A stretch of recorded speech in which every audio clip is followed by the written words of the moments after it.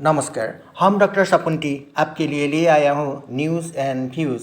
आज हम बात करेंगे गाज़ा पीस समिट 2025 की, एक ऐसा सम्मेलन जिसने पूरी दुनिया का ध्यान खींच लिया है। क्या यह सम्मेलन गाज़ा में स्थायी शांति की शुरुआत है या सिर्फ एक और कूटनीतिक दिखावा?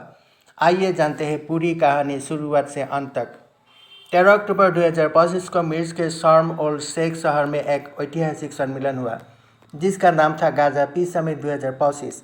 इसकी मेज़बानी की मिस्र के राष्ट्रपति अब्देल फत्ताह अल सीसी और अमेरिका के राष्ट्रपति डोनाल्ड ट्रंप ने।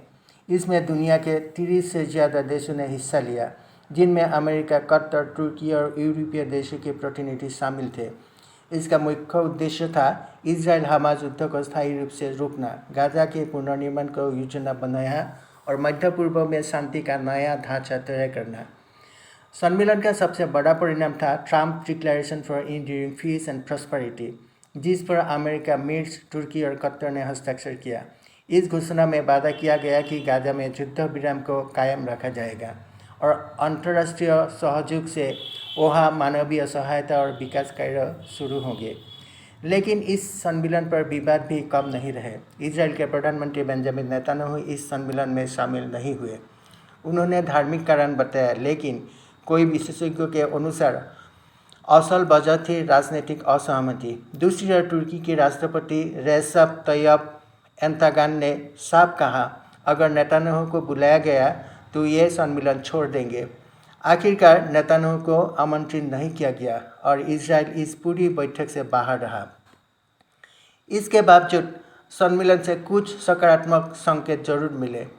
हमास ने अपने आखिरी 20 जीवित इजरायली बंधकों को रिहा किया। वही इजरायल ने लगभग 2000 फिलिस्तीनी कैदी को छोड़ा। गाज़ा में मानवीय सहायता के लिए अंतर्राष्ट्रीय एजेंसियों को अनुमति मिली। यह सब दिखाता है कि हालात धीरे धीरे सुधार की दिशा में बढ़ रहा है। लेकिन अब सबसे बड़ा सवाल है, क्या यह शांति टिक पाएगी? क्योंकि न तो इजरायल और न ही हमास ने औपचारिक रूप से इस समझौते पर हस्ताक्षर किया है।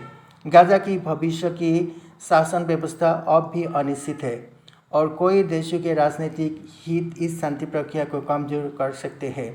गाज़ा पीस समिट 2025 उम्मीद की किरण तो है, लेकिन रास्ता अभी लंबा है।